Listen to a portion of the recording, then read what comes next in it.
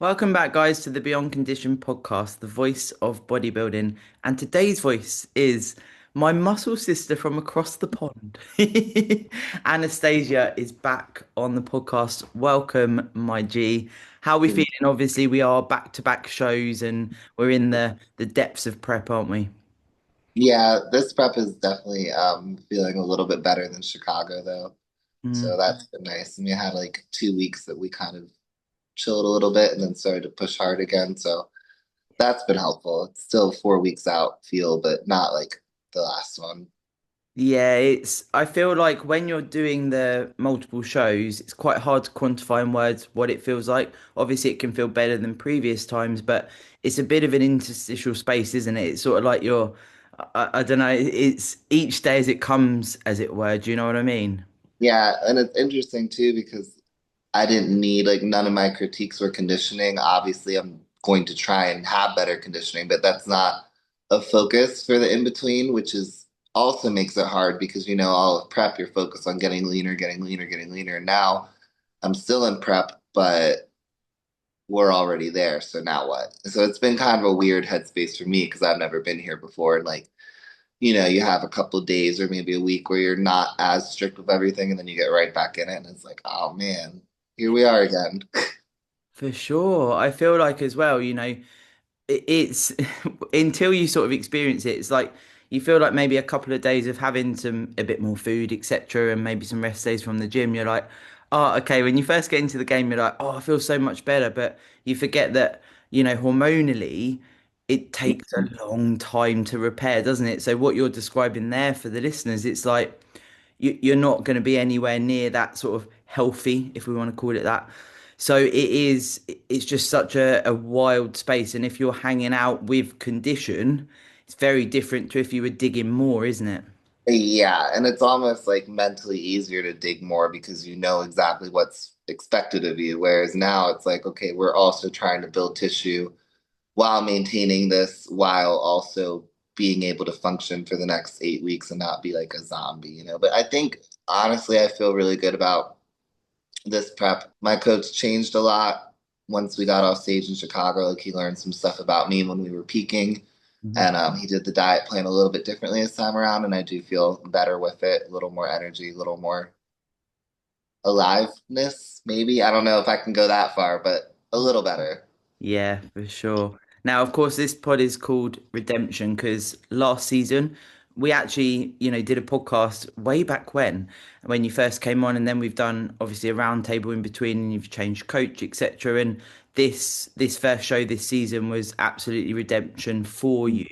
Maybe we could sort of go into a bit of context there with you because I saw your post obviously about what it was signifying for you. Maybe you could talk a bit about that for people that maybe have been in a space where they've come off a season where it didn't go as they'd like it to, and they're coming back to stage.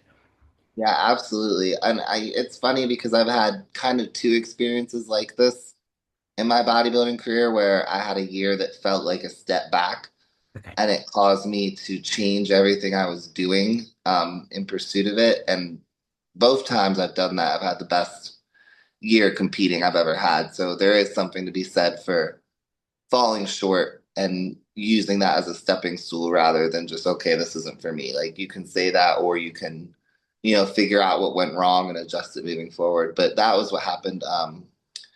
So 2 years ago, I won my pro card overall at Nats. That was huge. That was like, and that was one of those years for me because the year before I had gone to nationals and did not do well. I had a lot of stressors in my life, a lot of life situations that I ended up changing because of that, which led to me winning the overall there. So then I was ready for my pro debut, like ready. Yeah. And generally after you win your pro card, you should wait a little bit. And I should have in retrospect. Because I got out of prep December and then I was sick for like 4 weeks, like deathly ill. So Oh, yeah. So I missed out on Christmas. I missed out on a friend's wedding because I was just in bed sick for 4 weeks. really? I was back at my stage weight by the end of December. Oh. So yeah, so I lost a month and then January and February went by and I started prep in March. Whoa. Okay. Yeah, so went forward, did Tampa Pro, had been looking pretty good at some points of the prep, but towards the end, it all just started to fall apart. And, I have a body type where sometimes once you add food back in, it'll come alive and it's different and better. But that did not happen at Tampa. And I had, all of my friends, like all of my clients came to see me. It was my boyfriend at the time's first time seeing me compete. It was like a huge deal. There was like 40 people literally that came to the show to see me. And they didn't even look at me. I mean, and rightfully so looking back because I looked terrible. Like I did not look good at all. I'm surprised I even placed as well as I did at Tampa last year, but that really like put a lot into perspective for me and really kind of shook me because I had given everything to that prep. Like anything I was told to do, I execute. Like there was no way if you have a shitty stage performance and you can look back and be like, well, I didn't do this, I didn't do that. It's almost better Yep, than giving it 200% and being like, well, why did I look worse than I did before? for sure. And then I had all the people that, and then, nobody was like, oh, I can't believe you didn't do better. Like, nobody gave me shit about it. But at the same time, you put that pressure on yourself. I was like, I wanted to perform for these people. Like, I didn't expect to win, but like, not do as bad as I did. So it put me in a really weird spot where I wasn't sure what I wanted to do. Like, in my heart, I wanted to bodybuild. Like, I know what I want out of it, but I just felt so defeated. And I actually had gone and pursued powerlifting for like 2 months. You remember that? That Yeah. yeah, that didn't pan out really that well. And then I got in contact with my coach. I think I've told this story a couple of times. He put on a nutrition seminar and asked if I wanted to attend it, and I was like, "Oh, I don't know." And he was like, "Just, I'll sign you up. You can just attend it. I know that you coach people and you might get something out of it." And I was like, "Okay, cool." So I did it with him. It was like 2.5, 3 hours, and just not only his knowledge, but the way he spoke about people, the way he interacted with people, the way he communicated. And then the fact that we went through the seminar and I learned everything that went wrong with my prep. I was like, oh, that's why that didn't. That's why. So I got off the call and I texted him.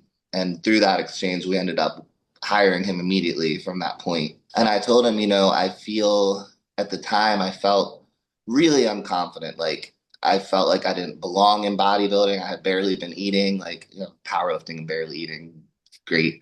But I was just not like, I wasn't in anything. I wasn't locked in. I wasn't in a routine. I would like write myself a diet and follow it for a day and then just not eat. So it was just a really like depressive. I'm not like the other people that eat when they get upset. I do the other thing where I don't eat at all, which is great when you already have a hard time putting on weight.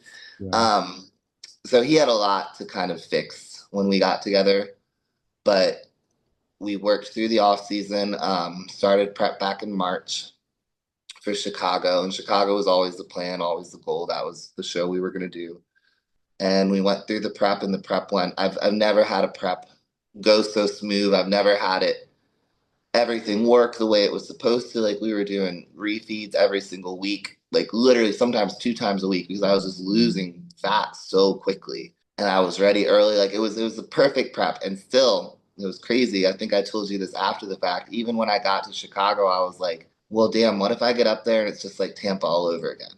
Like, what if because I felt that way with Tampa. I felt like I had done everything. I wasn't as confident in my look for sure, but I still had given it all to that prep, just like I gave to this one. So I was like, what if I'm just not what they're looking for? Like, what if I'm just not what they want at a high pro level? Like, that could be the case. I could get up on stage and they'd be like, oh, you're better. But I had all these thoughts in my head, For sure. before Chicago, instead of being excited like I should have been. And there was a part of me that was excited, for sure.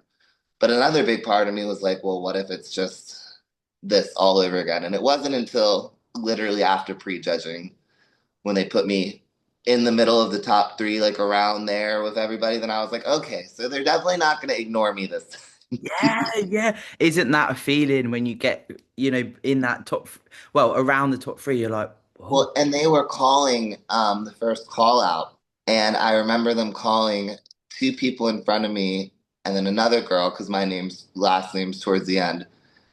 And I was like, if they don't call me for this first call out, I swear to God. I was like, I was like, I don't have to. I was just let me get in the first call out, please. And when they called me up there, I was like, oh my God, okay. It's so So wild, isn't it? we're good.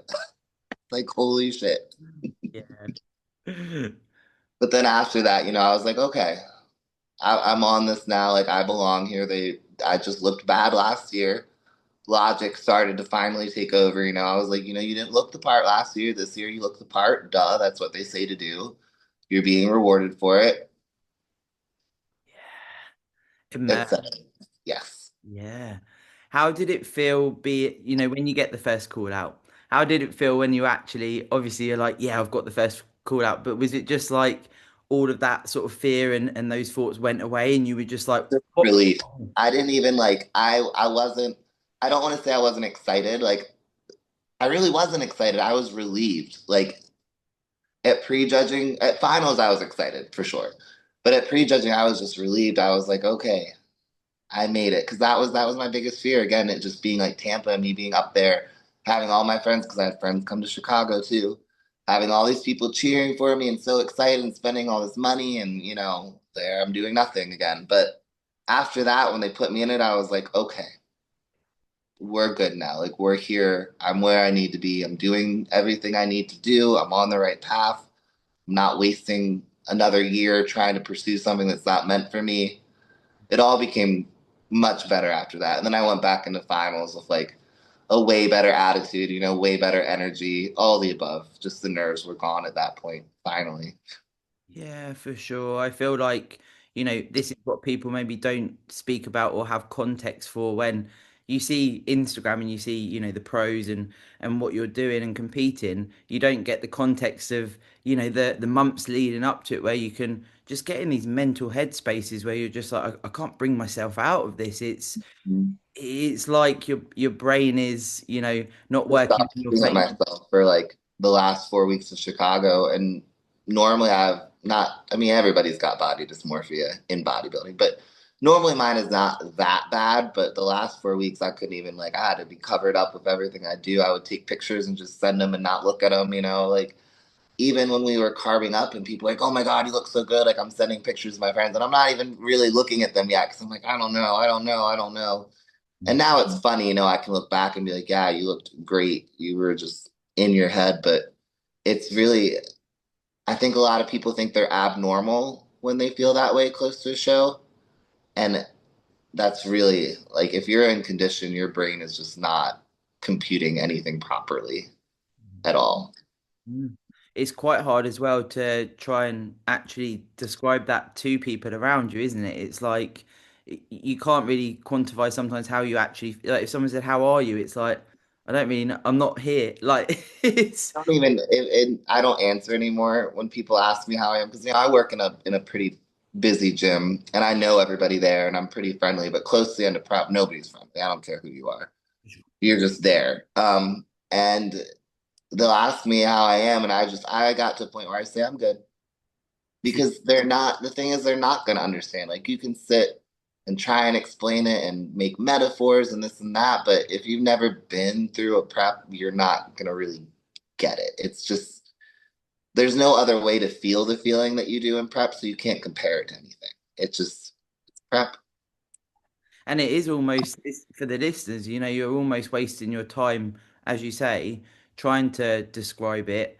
If especially if it's just like an acquaintance or someone that you don't, if it's not even a close person, it's sort of like you're wasting your energies when you You don't are. have many. Well, and they'll just tell you, oh, just rest, or why don't you sleep, or are you sick? I'm like, no, it's not. It's not any of those things. I can rest all day and I'm not gonna feel better. I might feel more rested, but Mm.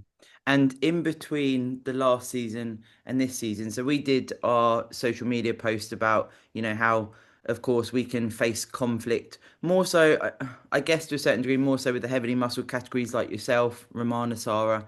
Obviously, I'm in bikini, so it's slightly different. But have you faced any sort of conflict in person or online that would be good to talk about on the pod? Because I know that a lot of people get behind us when we do these posts on social media, because I feel like, again, people are very isolated when they face, the conflict and the pressure from people. as far as like Like people I know or strangers? Either or.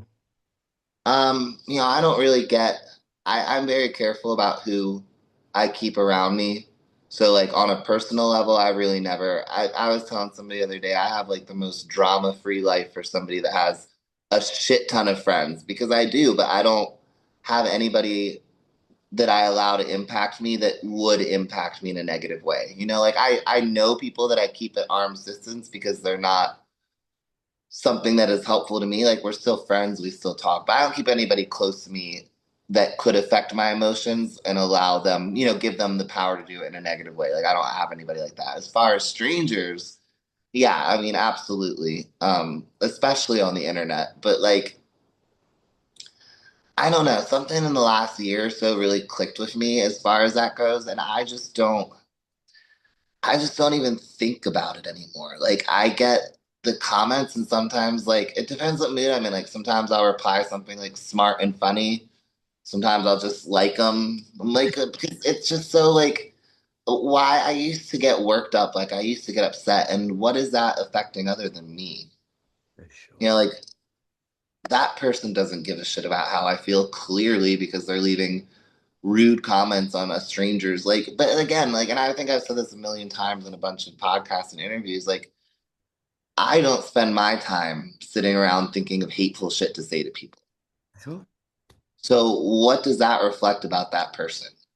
And if you're that messed up in your head that that's what you like to do in your spare time, I'm not going to take anything you say to me personally. I mean, you're a terrible person. So, I don't want you to like me. I want you to think I'm a freak. I want you to think I'm manly and weird because I don't want anything to do with you. I don't want to be I don't want people to even think we like each other. So great, leave all the hate comments you want. Now people know that I'm not associated with somebody that is an adult that spends their free time scrolling their phone to right now. Like go do something. Really. Like get a hobby, get a job. I'm just not interested in being affected by it. yeah, I do think, like you said, something clicked for you. I do think we get to this point in life, and that's outside of bodybuilding as well, like conflict in itself, in life, like you say, you've gravitated towards the right circle. You get to a point where you get bored of it, don't you? You just Really. It doesn't like I just don't want to. For what? Why would I want to fight with somebody? mm, mm, yeah. It's not about chickening out or avoiding conflict. It's about prioritizing your own mental health so you can actually be of service to the people around you that aren't doing that. If I waste all my energy on internet trolls and haters, my clients, my friends, my husband, my family, like they're missing out because I've just now spent 2 hours arguing with somebody on the internet for what? Yeah, and then it has a knock-on effect, doesn't it? Because of course your mood could change for a couple of days even, I because mean, if you're arguing with somebody nonstop, your mood is going to change. for sure. Anybody. Do you find on social media that you'll only follow certain people, and if you get people that start to aggravate you, you're happy to unfollow? Are you quite good at doing that? Absolutely. I always look at it this way. I'm like, is this the type of person that I want people to say, oh, Anastasia's friends with that person that posts, hateful shit about this group or is leaving comments like this? Like, if you're that type of person, I don't need anybody. I definitely don't need you. For sure. Is your husband quite good with being like just Oh, he's Russian. They don't care about anything. They don't. They don't. I love it. He's such a legend. Yeah, so unbothered. He's such a good guy. When you went to the show, does he tear up? What's he like on show day? Well, it sucks for Chicago because he couldn't go. He's not going to be able to travel in the US until next August. Oh, But it was really cute. He threw a watch party at our house, and a bunch of my friends that couldn't go came over. Yeah, and he cooked for everybody, and they streamed it and they watched it. There's actually a really cute video of him like sitting crisscross applesauce in front of the TV when I did my routine. He doesn't know I have it. I'll post it at some point. All of my friends like sent me videos. They're like, "Oh, you're so cute." it is though. It is. It's this like I feel like you guys are like this love story because obviously I've spoken to him over message a little bit and he was like I don't really speak English so he puts it in um To puts translate.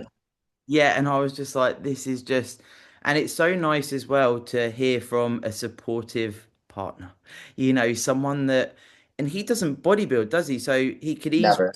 yeah, exactly. So he could easily be like, why are you doing this? And the pressure that we've both had in relationships in the past. And it's like, he's just, he's salt of the earth, Anastasia. He's Like, yeah. so, and it's crazy because, like I said in the past, I almost only dated bodybuilders, and he's more understanding than they ever were.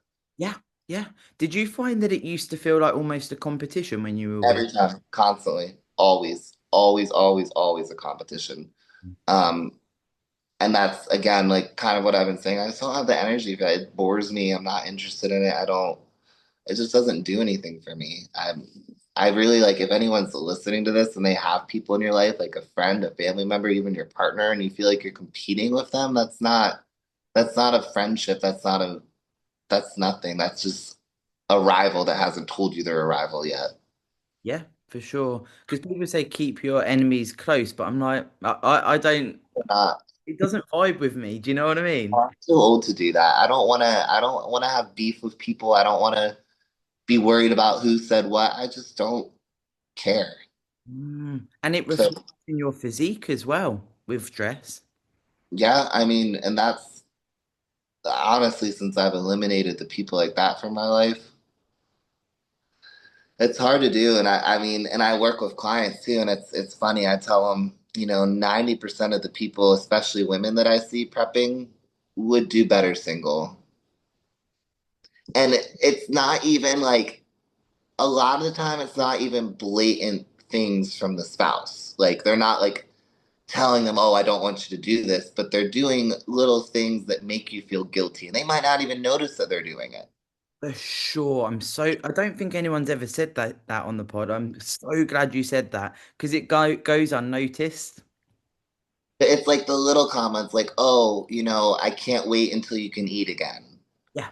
Or, "Oh, I want to go to this, but you probably don't have energy, so we'll do it after prep." Like little comments like that, especially for women because we're so trained to be like the supportive one, hits way harder. And I don't think the partners realize when they say it what they're doing to us emotionally because they're just in their mind speaking logically, like, okay, like we'll do this later. Like they're just telling you how they feel, like, okay, I wish we could go eat together. Like we all know that. I wish we could eat together too on some level, but Yeah. this is more important right now. Mm. So when you have somebody that's supportive but making little comments like that, you still are now battling with that inner dialogue of yourself, like, okay, like I'm falling short in my relationship now. My partner is unhappy because of what I'm doing. Even if they tell you, "Oh, I want you to keep doing it," you know that now, and that's always in the back of your head. Like they would prefer I wasn't doing this. So how can you be effective if that's in your house with you? And also, I feel like, and I don't know if you've experienced this, when we have these little comments, then that can lead to the post show not going well. Mm-mm. Mm-mm. It's the same with making food lists or like restaurant lists or stockpiling anything. Now you're stockpiling little comments that are going to come out when you're feeling better and well fed and you're ready to talk and you're ready to be out there. You have all this still in the back of your mind, and now you're going to build, contempt between each other too. Especially if your off season starts to go really bad because you have your partner that wants to go do all these things, and you felt guilty all of prep because you didn't do them, and now you're going out to eat every single night of the week instead of following your reverse, and now you're unhappy in your skin, but you think you're making them happy, but now they're unhappy because you're not happy, and it's just Yeah, it is wild. And I don't feel like, hopefully people listening to this might pick up on, if they are in their season and the post show is coming up. I don't feel like you're almost conscious at the time because you get these pressures and it does frustrate me in a certain degree on social media where people say you have to give back to your loved ones, you have to say sorry, you have to do this, you have to do that. And it's like, hold on a minute. This person has prepped for a show. It's not just a piss around, right? So you've done the whole prep, you've competed. Hormonally, you're not in a good spot. Mentally, it's going to be person dependent, maybe depending on your placing, etc. And then it's like straight away, people are expected the night of the show to suddenly go, oh, I'll give back to everyone else. And it's like sometimes I feel like there needs to be a bit more thought towards the athlete, if you know what I mean. yeah. And I think I have experienced that, but I also experienced that doesn't happen as much when I got better at communicating more openly Nice. my needs with people. Like some of my best friends, one of my very best friends in the world is a power lifter. And that's all she's ever done. She's great at it, but she's not gonna diet. She's not gonna prep for body. She's so supportive, but she had to learn my first couple preps that I'm still me, but I'm not at the same capacity. And she had to learn that it's going to take me a long time to be there. But she only learned it because I talked to her. It wasn't like I was just a bitch to her one day and she had to figure it out. I sat her down and I said, Sierra, I know that you personally have never been through this, but this is how it's going to, like, that's the person you do sit and have that conversation with. Not the stranger at the grocery store, but like your best friend that doesn't really get it, but wants to support you. So I sat her down and explained, what goes on in your head, how you feel. I told her, what she can expect from me, what would be best from her to support me. And we had a conversation about it. And now we have no problems ever at any time. She doesn't pressure me. She doesn't make me feel guilty. Um, Again, I don't keep people around that I can't communicate with, that I can't be open with, that we can't be transparent with each other. If me and her don't agree on something, we can talk about it right then and there. Love that. This is something that I always try and promote because if you can't be honest, like I'm sure you have, I've lost friends because I've literally just spoken words and it's just honest words. It's not like harmful or anything, but I feel like if I can't say my honest opinion, then it's not really a friendship because they should understand. And I don't know if this is selfish, but shouldn't they understand that their best interests are at your heart? Like you're not doing it to be a horrible person. You're just telling them the truth, but maybe they don't want to hear it, you know? Well, and that's how you figure out who your real friends are. Mm. Yeah.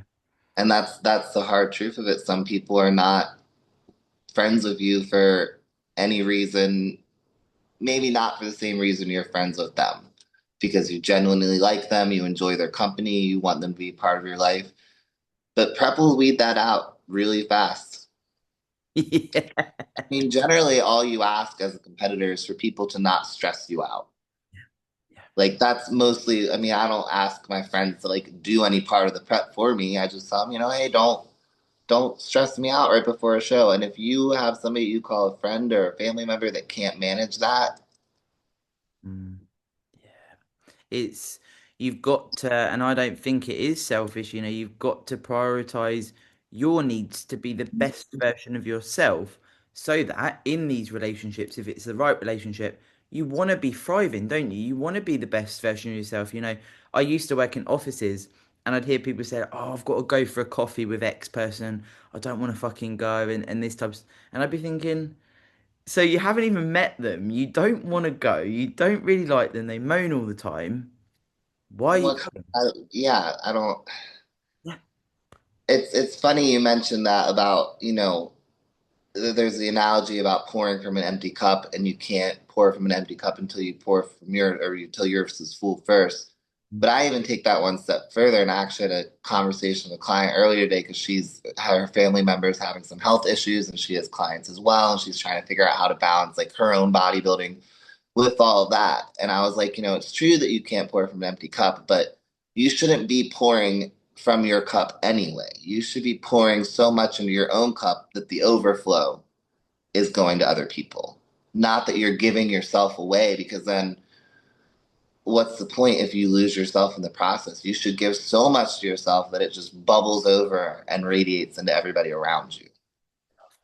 I love that. And then, of course, when we are, facing a personal circumstance or something does tank us and takes from the cup, you've then got those people that can fill up your cup for you because you can rely on them. And you're probably similar to me. I don't like to ask for help. I don't like to rely on people. It's quite difficult for me, and I know that we share that. Mhm. And when you do actually then ask for help, and if maybe your best friend or people in your life, it actually feels quite good when it's someone that's the right person, doesn't it? Because you can ask for help. Well, and the thing too about that is actually, I talked to my therapist about this years ago. She said to think of it this way: how good do you feel when you're able to help out a friend? Exactly, yeah. So why wouldn't you want to give your friends that same gift? Like if I have a friend that's in desperate need and I'm able to save the day for them, that's gonna carry me through for like at least a week. Like hell yeah, I was able to help them out. Why wouldn't you want to give your friends that opportunity too?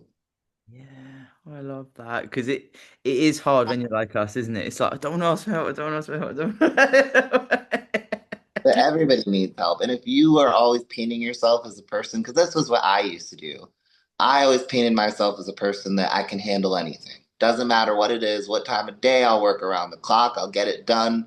Doesn't matter, doesn't matter. Well, the one day you can't do that, like you really can't, and you've built this persona up in your head, and you quote unquote fail in front of people that weren't really friends, then you find a lot out about them as well. But we put ourselves in that situation because we don't ever ask for help. And if you do that, you can't necessarily blame people for being off put when you finally are showing weakness. Like you have to just be human from the start. You can't pretend you're not a human being because you're never going to have human to human interactions with people. And that was something that was really hard for me to put aside. And it is a pride thing on some level, but nobody can do it all. Everybody gets help. All the people at the top of everything in the world had help getting there. So who are we to think we don't need it?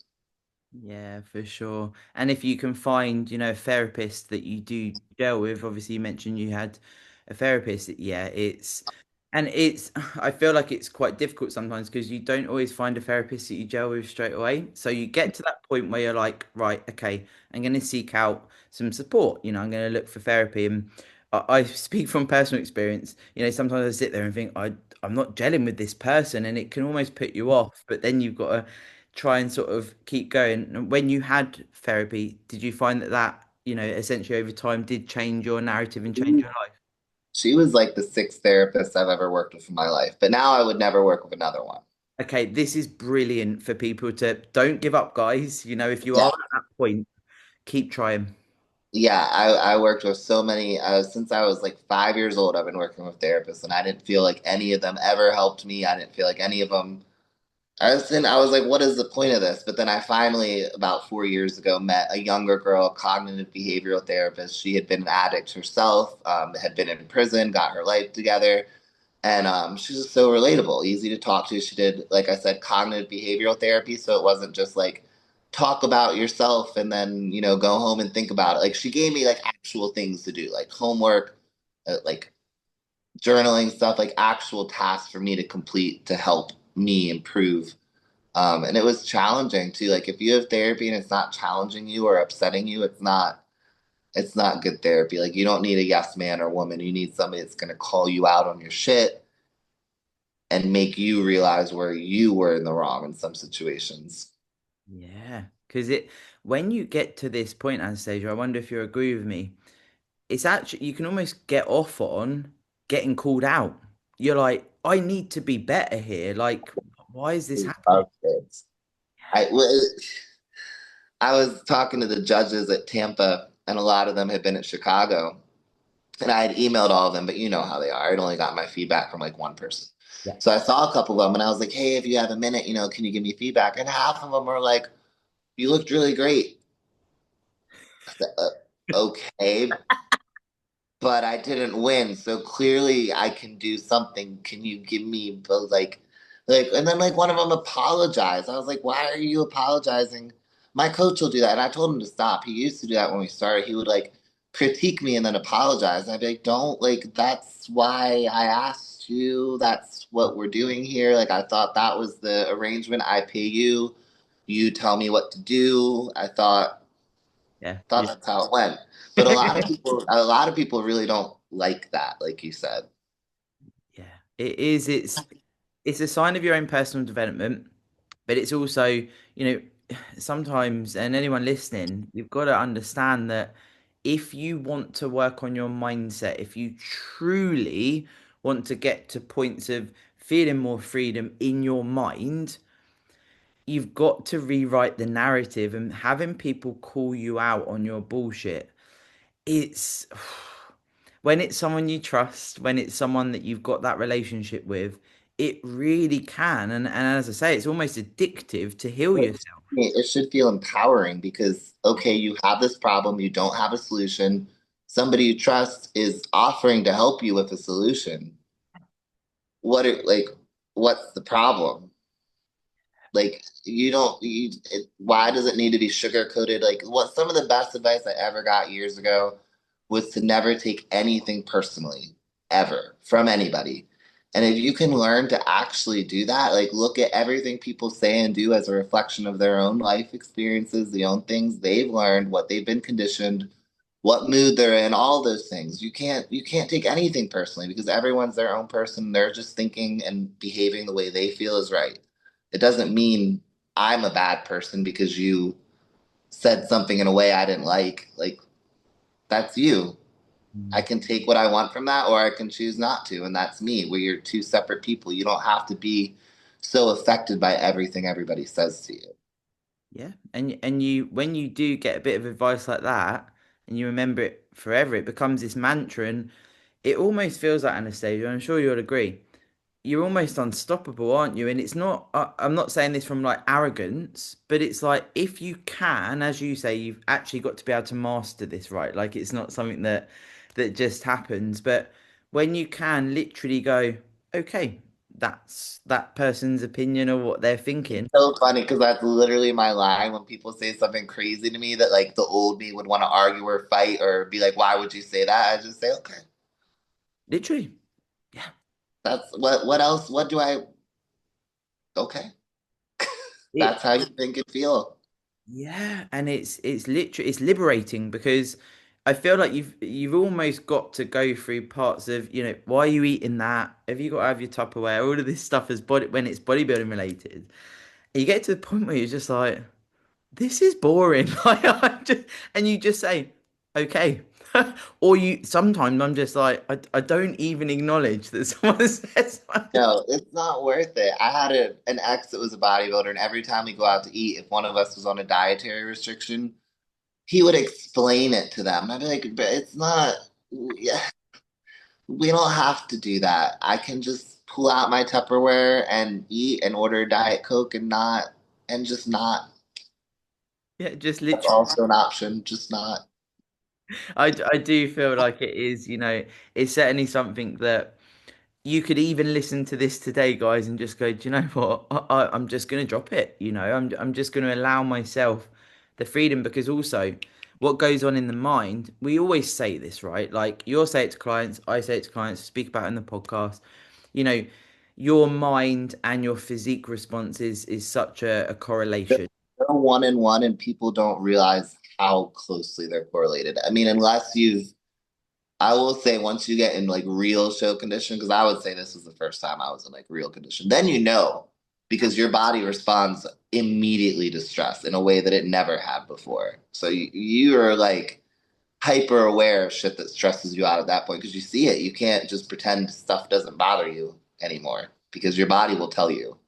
Yeah, I wonder as well because you're now obviously leading up to another show and you feel like you belong, you've got that redemption. I wonder how much your physique's going to come to life at that show. It's already so much better. How Like exciting! I mean, everybody is. I've been able to put on the size where they wanted me to. I've been able to improve the way they wanted me to.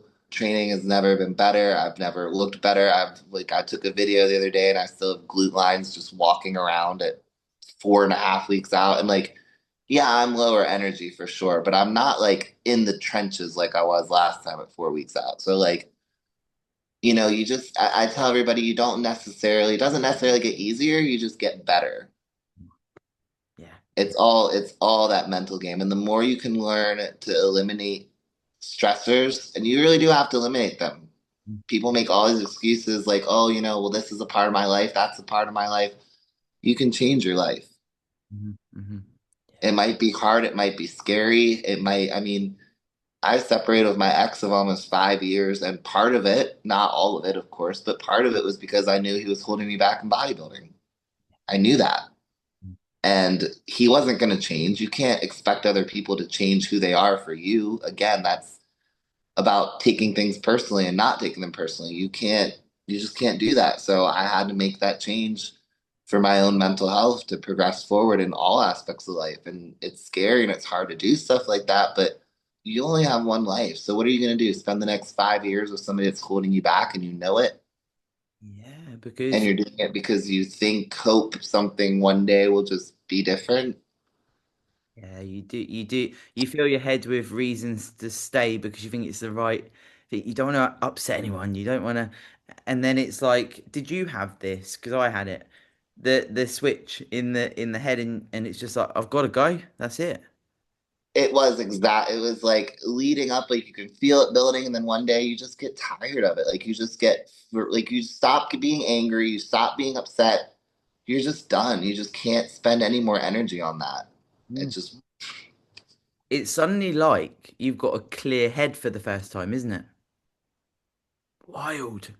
And then you're like, whoa, what is life now? Like I feel suddenly. like so many epiphanies in life come that way, though, right? Like there's a build up, and you can tell it's building up, and you know it in the back of your mind. But then one day, like something happens, or you hear something, or you just wake up one day and you're like, you know what? That's it. I'm done. I'm done. And then you get this like, did you have it as well where you're like, I'd rather be on my own and happy. I'd rather be fucking broke. You know, I often reference that I'd rather live in a teepee on my own with no money if I felt free and I was happy because I could just be on my own and not have to worry about everyone else's shit. You know, at times in life you just feel like everyone's offloading on you and you can't escape and then you do. I knew it was time because one of my best friends, and he's still a close friend of mine, but from that period in life, I've pretty much lost almost all my friends except for like him and one other person. But I made a comment to him, and I was trying to be funny, but now looking back, I was like, "Damn, Anastasia." He had been in my gym when I was still in a gym, and I was training, and I finished a set, and I looked up at him, and I said, sometimes I wish that I would just get like not all the way, but like pretty horrifically injured so I could just sit in a hospital for like 2 or 3 weeks and just have some time to myself to rest. And he was like, that's not really a good thought to have. And I was like, yeah, whatever, it's fine. But then looking back, I was like, damn, why were you in a situation where you felt that way? And why did you continue to let it go on after that for so long? Like you would rather be maimed than live your life.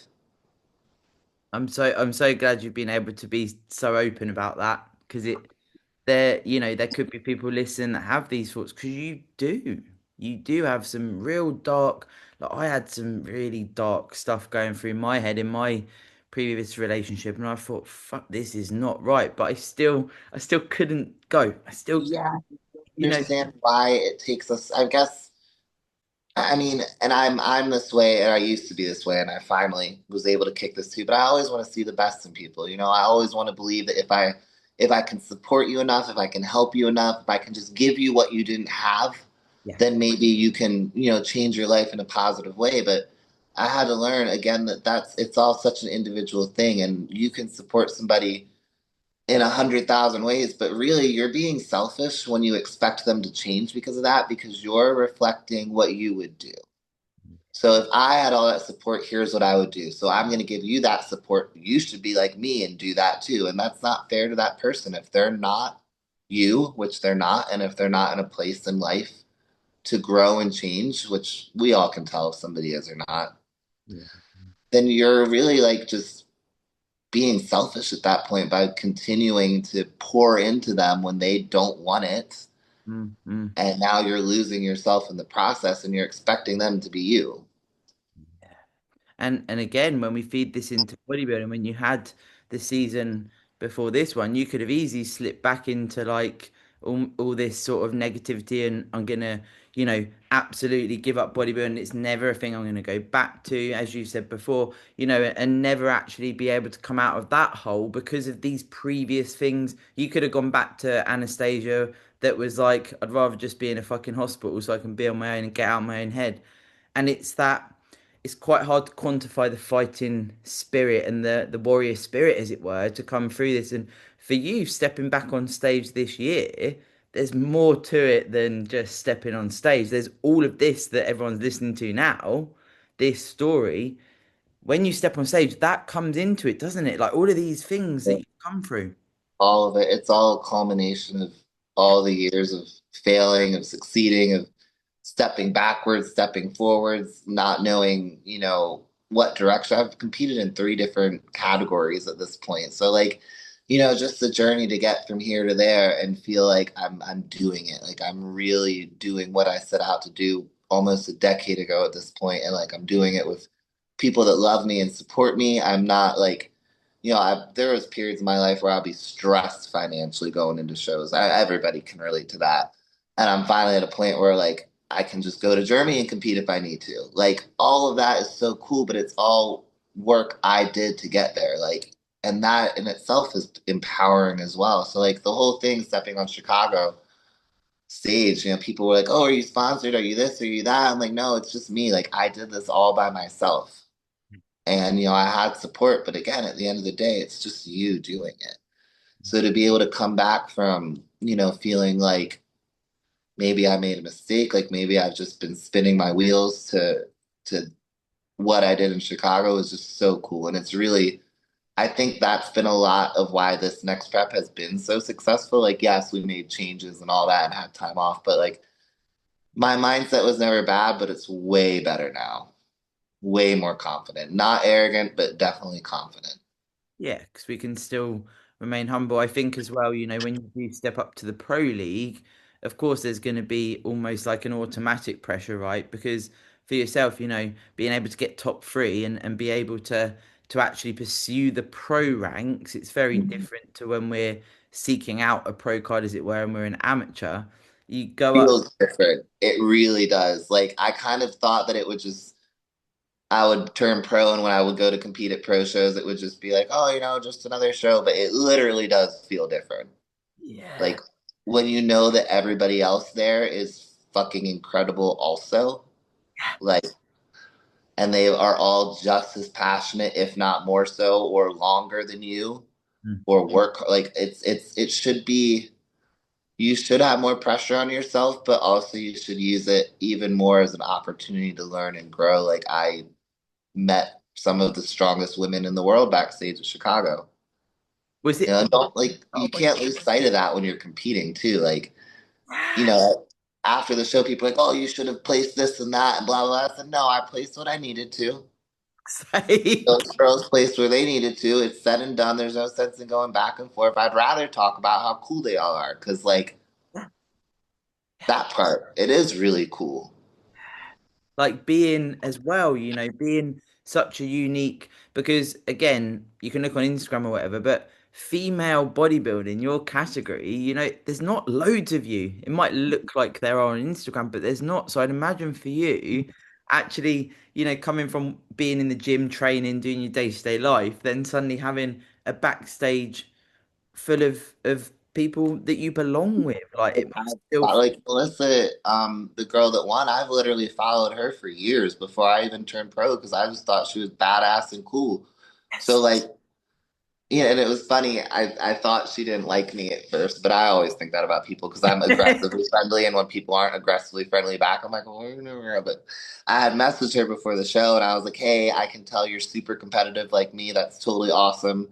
I just want to let you know that I followed you for years, and no matter what happens at the show, I think you're badass, and it's really like an honor to be able to compete next to you because I really do. Like she works hard, like not only in bodybuilding but at her career as well. She has a happy relationship with her husband. Like she owns a gym. Like she's killing it in every aspect of life. So like, why would I before the show hate on somebody like that just because we're competing against each other? She's cool as shit. So I messaged her that and I said, well, I'm getting off Instagram, so don't worry about messaging me back. We'll see you there. And she didn't message me back. And I was like, oh, she hates me. And then we got to the show and backstage, she immediately came up and started talking to me. And I was like, oh, you were just dead and didn't have the energy to communicate. That's fine. And now we'll like message back and forth and shit. But like, that's part of this too that I feel like a lot of people miss, especially, coming up. I think the pros are a little bit better at it, but coming up, everybody sees everyone as such competition to the point where you're not opening yourself up to learn from them or to build friendships with them or to, anything positive. Like you're just kind of being a hater. But it can, like. it's good when if you don't win and you can actually look at the people that place higher and go, okay, what do I actually think I could do to Yeah. match, the attributes they have, or maybe in the next off season, and this is so important for people listening, in the next off season, can that drive you to have a successful off season, to nail your reverse out, to nail your post show, What are and they doing? That. yeah. And that's, it is. I remember on our pod before on the roundtable, when you said, off season and post show, it's got better for you over the years, because that can obviously be a treacherous time, particularly, and this is a thing we could say, particularly when you don't win or whatever. But sometimes when you win, you can also go because you're Oh elated. yeah. Oh yeah. I mean, I don't think from what I've seen, I don't think it has anything to do with placing. I think it has everything to do with your mindset going into prep, going into the show, coming out of it. All of those things come into play. And unfortunately, sometimes I think you have to let people go through it in a bad way. It's kind of like just prep in general. You can tell somebody what it's like until you're blue in the face, but until they've been through it, they don't really get it. You've almost got to have that, like you say, that really bad experience where you're like, fucking hell, I can't do that again. I said this on That's the pod the other You day. do that and then you don't do it again because you're like, well, that was terrible. Maybe I Yeah, and, maybe and don't I feel forget, bad. I often think like you almost need to say, don't forget how you feel right now when it has gone really wrong, because when you're starving again, when you've done another prep, you can forget that, right? And you're like, well, I didn't do it as bad, but you did, and you've done the same thing again. I started taking notes in my phone, like Mm. because I can't sit down to journal. I wish I could. I know how great it is, but I don't have the patience. But I would like during preps, if I had a really wild thought process that like I could identify was wild, I'll write it down and I'll revisit it later and I'll be like, well, what situation was it? Why did I think that? Why did I feel that way? But I'll deal with everything and I'll try and learn and grow from it. And I don't share any of that with anybody, but it's just like stuff for me. And it's what you were talking about. It's good to kind of check in on yourself Yeah. and like keep track of what you do and what you say you're going to do and then what you actually do. Don't say words, guys. Yeah. So like if you say you're gonna execute your off season a certain way and then you don't, now it's your job to look back and say, okay, here's the plan I made. Clearly not a good plan because that didn't work. What do I need to do moving forward to not have this happen again? But like we were saying, a lot of people they don't get it until like I tell all my clients when you get off stage, the first thing you eat should not be sugar. Have Tell drink. all of them. Everyone's like, have Pedialyte, have like some real food. Do they listen? Mm. And then every single one, I'm so sick. I feel so bad. I'm retaining so much water. I don't feel good. What should I do? What should I do? Drink some water and stop eating shit. Sorry. I mean, that's you just put your body through the most confusing thing in the world. Like, you can't be mad at it for reacting that way. Like, people get so upset at themselves at their body responding that way. I'm like, what did you think was going to happen? Like, prep is not healthy and you're eating completely clean and then you just throw it all to the wind. You're burning all these calories a day, doing all this cardio, all this training, monitoring your diet, and now you just stop doing everything and eat, how much junk you can fit in your mouth. You can't expect yourself to feel good. I love that you've just validated what I say all the time without me even asking you to, because it's true. Your mind is wanting to do one thing, but your body, and this is where I say, and I always frame it, I'm like, I'm going to be boring here, guys. Respect your body, respect what it's been through. And yes, you can incorporate the things, right? We know that, if Yeah, you absolutely. the bake or whatever it is, or burger and chips. But really nice that you said also have something to eat first that you're used to and your GI is okay with. Because Romana literally said this on a pod the other day. She said, generally speaking, obviously fluid, we all know you just have the fluid, guys, and then she'll Please. have like chicken and rice, and Hmm. then Yeah. go for a meal. And I really like that you've said it as well, because again, it's reinforcing. Well, and it keeps you from overeating junk because you're not really hungry. No, it's a You think you are, but you're not really. You just eaten carbs for how many fucking days and sat around on your ass. Like, yes, you were depleted, but you don't need to eat 6,000 calories when you get off stage. That's you talking. But if you eat a real meal, like I even have a fucking salad, I'll have vegetables. Me too. Yep.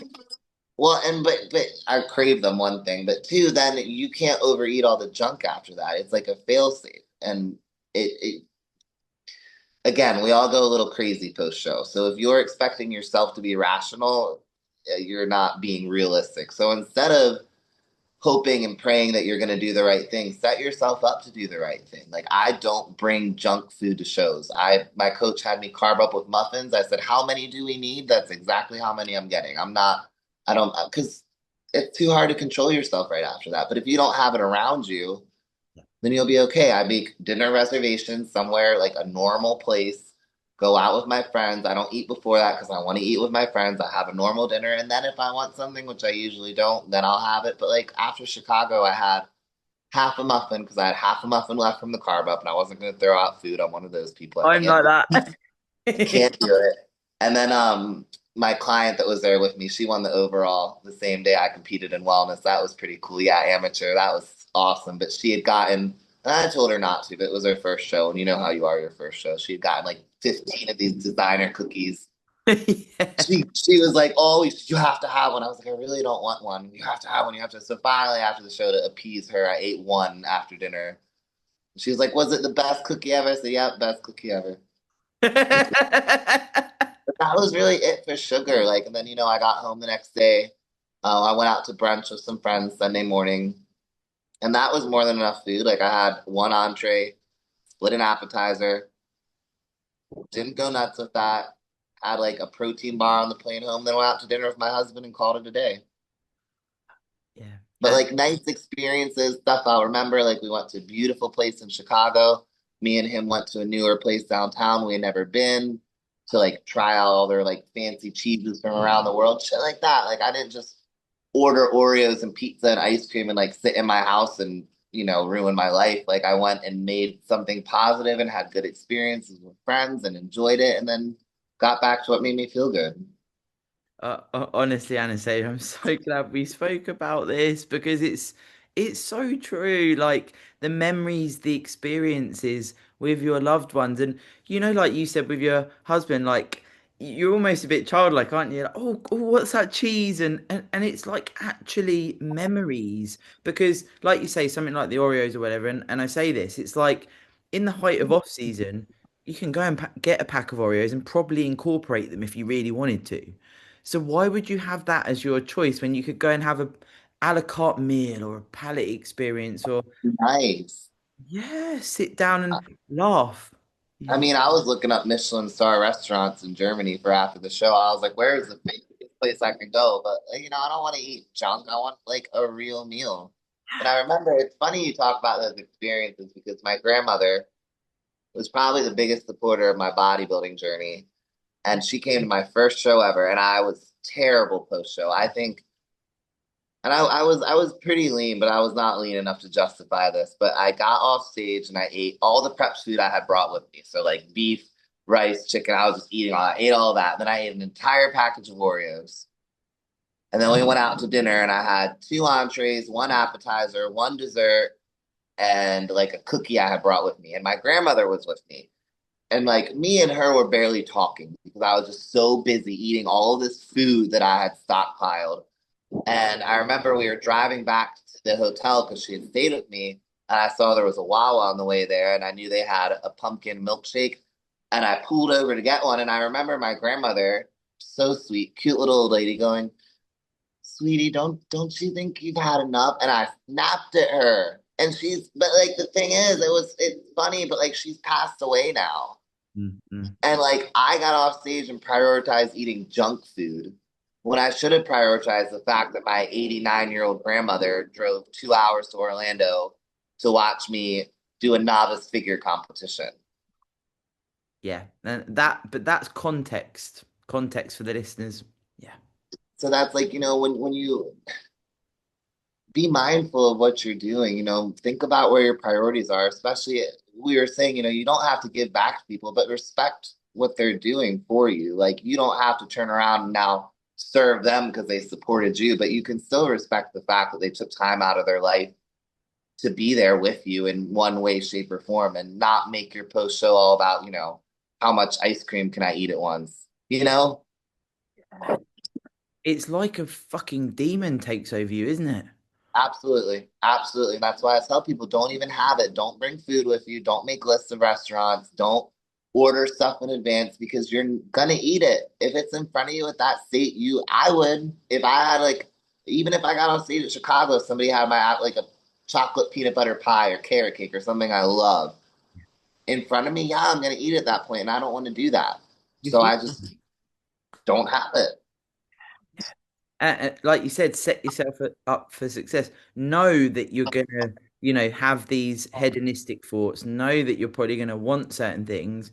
I can't validate enough what you said there with that memory of your nan and how important that that lesson in itself for you is because I feel like that could really, really flip someone's mindset into because the thing is, it catches up on you when you do eat like that and you feel terrible and you're then not the best version of yourself as well. Once the cycle continues because now you felt terrible about eating all this food. So what can make you happy again real quick? More. More food. More, more, more. Well, now you competed a week ago, you're 30 pounds heavier, all your friends want to see you and work out with you, and you're ashamed to go around people. So now you're isolating yourself. So now you're not asking for help and you're upset. So where's the dopamine? Food, food, food. I've been there. I've had off seasons. I had one off season where I put on 60 pounds in 3 months just doing that cycle. I would get so bloated that I wouldn't want to go around people, wouldn't want to do the things that made me happy. I'm sitting at home. What do? Uber Eats. For sure. Because it is related to your emotion, isn't it? And that's why that storm going on here. That's why I tell people it's so important those first couple days post show. Like I used to take, I would be like, okay, after like a week of like eating clean but not on a diet, I'll get on a reverse or like I'll just do these couple things I want to do. And I don't do that anymore. I give myself a day and a half, 2 days. In Germany, I'm gonna give myself three because I'm in Germany. But then I get right back on it because I'm not trying to set myself up in a pattern where I'm in that cycle over and over again because I just don't feel good. For sure. And it's the thing is as well, I'm sure when you're in Germany, you keep protein there, right? Like you try and have your fruit and veggies. Like you Not gonna eat like a trash panda, but like I'm gonna enjoy Germany, you know. And but that's the other thing too. Like even if you do take a couple days off from your show, there's no reason to just eat junk either. yeah. You Like have to have some of those big sausages in Germany. yeah, I want a pretzel real bad. I want a German pretzel real bad. And the schnitzel, all of that. I'll do. I mean, but like I said, I'm looking forward to meals. Like I'm not. I mean, I think the desserts there are probably better than they are here, but I'm not even like thinking about that because I know how it's gonna make me feel. I might have like one, Yeah. but I'm not going to Germany for dessert. It's about the memories as well and walking along and there's German markets and stuff. Like it's just fun, isn't it? To just be like, I'm just gonna be a bit stupid. And two of my clients are coming with me for the whole week, so we're gonna be able to, yeah, we're gonna go out and have fun and like take some tours we found, like go to an old castle and shit. Like Oh, I love it. that's what I want to do post show, you know? Like, and that's I wish people would kind of adopt that mindset, like especially if you're traveling for a show, it's too easy. Stop looking up all the fucking restaurants in a 5 mile radius and look up like actual cool shit that you can only do there, only experience there. Like you're already traveling for bodybuilding, take advantage of it. I don't understand people that go to these cities and then leave the day after the show and just carry all their junk food home with them. Like you're in a whole new place. Like go make some more memories. Like live your life a little. Yeah, like have fun. So after this show, what are the plans? So you spend a few days there, then obviously go home, and then I guess it depends. So it depends on what happens there. Mm, yeah.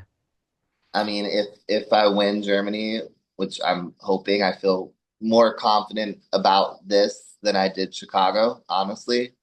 Then it's like 2.5 weeks from the Olympia. We're gonna rent a car and drive up as soon as I get back, so the Russian can go with me. Oh, wow. Yeah, so we'll get up there probably like 2.5 weeks early. That's if I qualify, of course. We'll get up there early and just camp out there. I would have I told everybody too, that's kind of why I'm not upset about spending 2 extra days in Germany because I'm realistic and I know I'm not winning the Olympia. I Mm. know I'm not getting top, not this year, Yeah, yeah, yeah.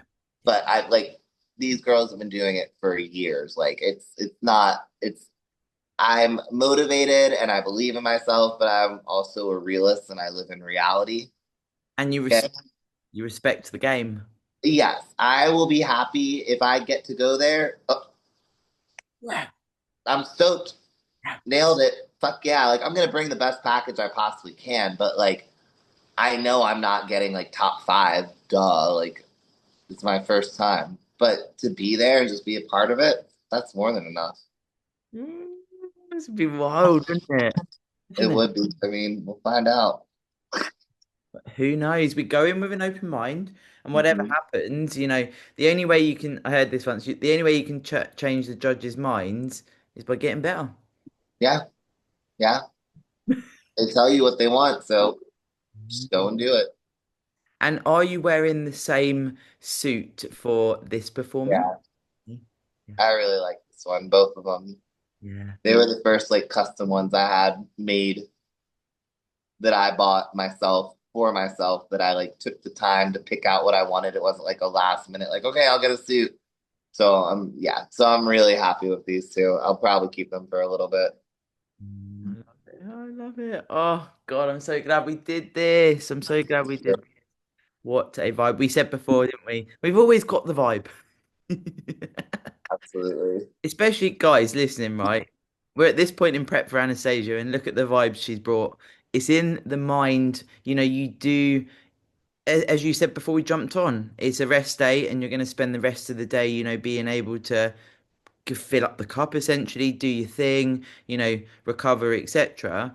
But of course, you can have those snippets in time in prep where you can enjoy it and do things like this, where it's like, actually, that was a really nice, immersive bit of time, and then respect the rest of the day. So, yeah, super, super hyped we did this. Now, if people want to follow you, I'll put your Instagram in the description. Are you taking on coaching clients if anyone wanted to inquire? Do you do online? I do online. I'm taking online right now, and in person, I will be taking people until January. Okay, cool. So if anyone wanted to reach out, I love that. You can, of course, speak to Anastasia, but just follow her anyway because she's a fucking badass. Yeah. I love it. Well, thank you. Of course, we will speak. And oh, these exciting times. I'm so fucking happy for you. Like, Yeah. genuinely, it's just so good to hear where your mind is. And we all need these reflections sometimes to just be like, I'm actually just really fucking feeling good and loving bodybuilding. Yeah, and it's okay to feel that way. We don't all have to be telling a sad story all the time. Yes, you can vibe hard. Yeah. Love it. And say hello to your husband for me, please. Arnold, hello. He's ignoring me. Hello from England. I love it. Okay, well, I will speak to you soon. And of course, I'm sure you'll be back on the pod at some point, Anastasia, because you are part of the gang. Hopefully headed to Vegas, but we'll see. Love it. Speak to you soon, my G. Thank you. You Bye.